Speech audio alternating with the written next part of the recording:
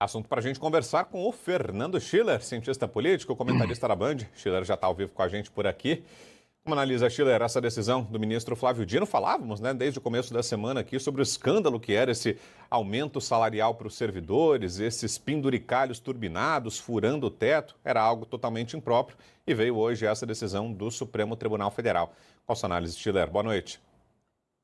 Tudo bem, Vitor. Olha, o ponto é que a questão chegou numa situação, quer dizer, que chegou no grande público, né? A gente viu ao longo da semana que esse se tornou um assunto nacional.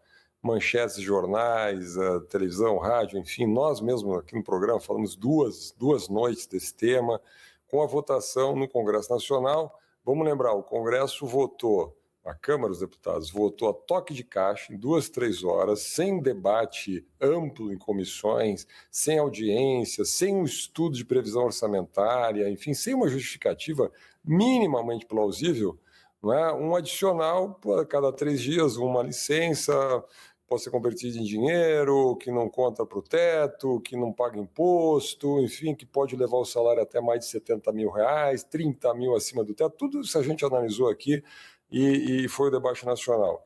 Aí o ministro Flávio Dino toma essa decisão. É difícil a gente arriscar aqui para dizer que a decisão dele foi provocada pela votação ontem no Congresso. Muita gente fez essa associação, mas vamos lá, é uma correlação, não necessariamente tem causalidade. O que pode-se dizer é que ele tem acelerado essa decisão monocrática, que agora vai a plenário, segundo a informação do ministro Aração Fachin, agora dia 25 de fevereiro, deve ser referendada pelo plenário. Não imagino que o plenário do Supremo Tribunal Federal vai decidir contrariamente a uma decisão que é óbvia, evidente, meritória do ministro Flávio Dino. Né? Agora, só um detalhe curioso aqui, esta decisão do ministro Flávio Dino nada tem a ver, tecnicamente falando, com esta votação que o Congresso, que a Câmara dos Deputados fez essa semana, e que de alguma maneira provocou toda essa discussão do país, pelo fato simples de que o que a Câmara votou é uma lei. Então está na mão, na verdade, do presidente Lula. Se o presidente Lula decidir vetar, bom, ele vai na linha, vamos assim, não na linha estrito sensu, mas assim, no espírito dessa decisão do ministro Flávio Dino. E o que o ministro Flávio Dino está dizendo? Aquilo que for lei, que tivesse sido votado numa Câmara de Vereadores, numa Assembleia Legislativa e no Congresso Nacional, bom, é lei, cumpra-se a lei, a não ser que a lei seja inconstitucional, bom, aí é outro problema, aí tem que ter uma ação por inconstitucionalidade, tem que ir a adesão do Supremo Tribunal Federal. Tudo aquilo que é infralegal, que é decisão do Conselho Nacional de Justiça, que é deliberação dos próprios tribunais de justiça dos estados, do Conselho do Ministério Público, dos Ministérios Públicos, seja federal, seja os Ministérios Públicos estaduais. Bom, todas essas, isso que a gente chama popularmente de penduricalhos, os auxílios aqui, auxílios ali, enfim, ele citou auxílio no Natal, da educação, do paletó, enfim, do Vale Alimentação, do Panetone, enfim, tudo que diz respeito a esses penduricalhos que não são aprovados por lei no parlamento, bom, isso aí deve cair em 30 dias. Então, agora, vamos lá, muita gente vai trabalhar bastante, viu? Tomara que não peçam um adicional por esse trabalho, porque em 2 meses, os municípios, os estados e a União terão que fazer um pente fino em todos os penduricalhos. Aquilo que não tiver previsão legal vai cair. Essa é a determinação do Supremo Tribunal Federal.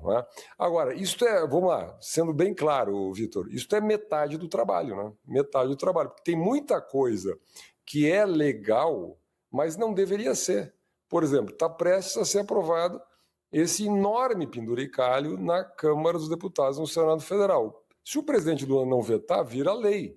Então, a cada 3 dias, o servidor lá na ponta, que tem função gratificada, que é comissionado, que já tem um alto salário no Congresso Nacional, vai ganhar 40 dias para trabalhar 30. Por quê? Porque se ele tem 10 licenças por mês, e o mês tem 30 dias, ele vai trabalhar as 30, converter em dinheiro e ganhar por 40. E o salário dele pode ir acima de 70 mil reais. Isso vai virar lei. Então, agora é lei, mas atende a um princípio constitucional, que é o do teto do vencimento do Serviço Público Federal, que é R$ 46.360, que é o vencimento do ministro do Supremo Tribunal Federal, porque aqui tem uma questão básica, né? O ministro mandou essa resolução para o presidente do Senado, Davi Alcolumbre, para o presidente da Câmara, para o presidente da República, dizendo o seguinte: cabe agora ao Congresso Nacional acelerar uma votação definindo aquilo que é verba indenizatória, que, portanto, né, pode ficar fora do teto, e aquilo que não pode, que não é verba indenizatória, que é remuneração, e, portanto, tem que ficar dentro do teto. Agora, vamos lá, vamos analisar isso aqui politicamente. Tem que vir um ministro do Supremo Tribunal Federal e dar um puxão de orelha no Congresso Nacional. Veja a que ponto a gente chegou, não é? Porque o Congresso Nacional vem solenemente empurrando com a barriga. Não é nem 1 ano, nem 2, nem 3, é mais tempo. A reforma administrativa já se discutiu no governo Bolsonaro, foi elaborada à época pelo Ministério lá do Paulo Guedes, foi para a Casa Civil, foi para o Congresso, ficou empurrando com a barriga, veio as eleições, o governo entrou, a ministra Esther Dweck nunca tocou esta pauta, nós estamos no último ano do governo, a pauta não andou, o deputado Pedro Paulo fez lá, comandou aquela comissão, é o relator da reforma administrativa, praticamente jogou a toalha, os interesses corporativos ganharam o jogo, muitos deputados que tinham assinado a proposição retiraram assinaturas por pressão dos deputados, ano eleitoral, e agora tem que vir o ministro Flávio Dino dizer, olha, chega, o país cansou, então agora o Supremo terá que, né, intervém. Isso, na minha visão, é vergonhoso, no fundo, para a nossa democracia, é vergonhoso para o Congresso Nacional. Olha, se eu tivesse lá na pele do Davi Alcolumbre, do deputado Hugo Mota, dos líderes na Câmara e no Senado, teria vergonha. Eu teria vergonha de levar esse puxão de orelha do ministro. Ou seja, vocês não fazem o trabalho de vocês. Vocês deveriam ter aprovado a PEC dos penduricalhos, vocês deveriam ter definido aquilo que é exceção, que pode constar fora da regra do teto. E o ministro, inclusive, no seu despacho, ele dá uma indicação daquilo que conta e daquilo que não conta, ou seja, de um critério.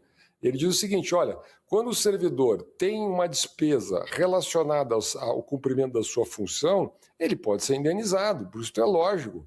Se ele vai gastar gasolina, ou passagem, ou diária, ou alimentação no cumprimento das suas funções, ele vai ganhar a diária, ele vai ganhar o ressarcimento pelas despesas que ele se comprometeu. Não é? Isso é lógico, qualquer empresa, o setor privado também funciona dessa maneira.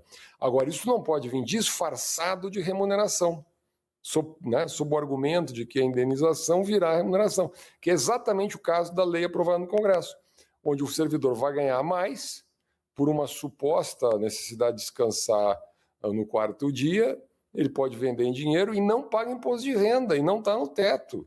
Então, vamos lá, tem muita coisa para acontecer pela frente, mas, digamos, o clima mudou. Né? Inclusive, quem registrou essa mudança de clima foi o próprio deputado Pedro Paulo, que elogiou a medida do Flávio Dino, o ministro Flávio Dino. E aqui é curioso, né, Vitor? Todo mundo no Congresso elogiou. Lindenberg Faria elogiou, governo e oposição elogiaram. Agora, vamos lá, se elogiaram tanto a medida aqui do ministro Flávio Dino, por que cargas d'água o Congresso já não tomou essa decisão há muito tempo? Exatamente, é a pergunta que fica, né? Ô, Schiller, e falando justamente sobre isso, né, sobre essa resposta política, porque nesse momento parece que ninguém é pai da criança, né? Foram 400 votos na Câmara, no Senado também, uma esmagadora maioria, mas ninguém está na linha de frente defendendo essa pauta.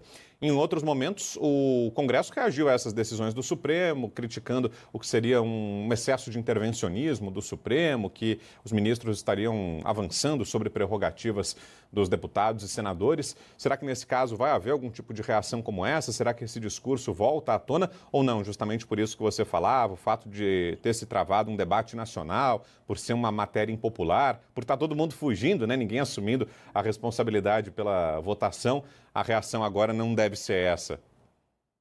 Olha, no Congresso certamente não haverá reação nenhuma. Ano eleitoral, quem é que vai defender penduricários no Congresso Nacional? Tanto é que a votação essa semana, né, para aprovação desse benefício, digamos assim, no Congresso, não foi nominal. Ela foi uma votação simbólica. Ninguém botou lá a sua digital, ninguém apertou o botão, o nome de ninguém apareceu lá no placar para a gente saber quem votou a favor, quem votou contra. Não é? Você sabe que o Partido Novo e o PSOL orientaram contra, mas, bom lá, são partidos muito pequenos, na verdade.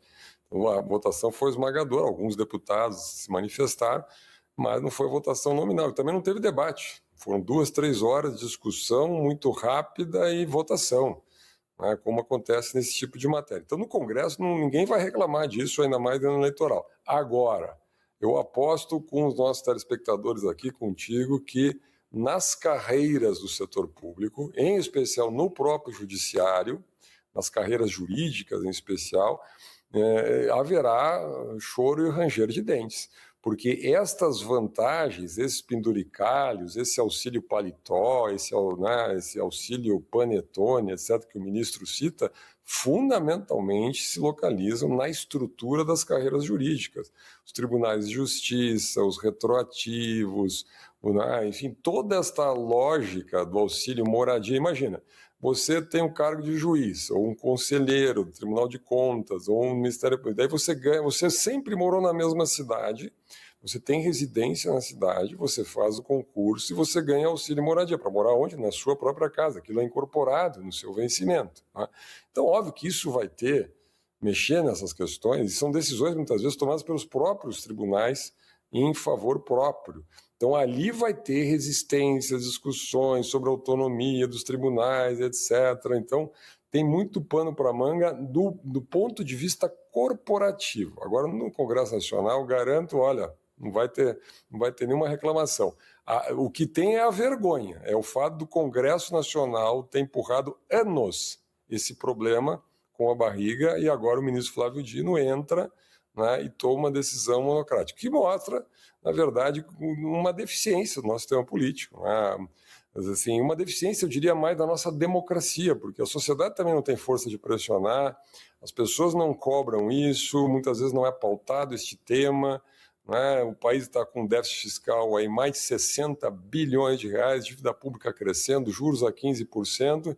A gente faz de conta que está tudo bem, né? Mas a verdade não está, e essa decisão aí é prova disso. Perfeito, tá aí a análise do Fernando Schiller, cientista político, professor, comentarista da Band. Boa noite, bom descanso por aí, Schiller. Valeu, bom trabalho, abraço. Obrigado.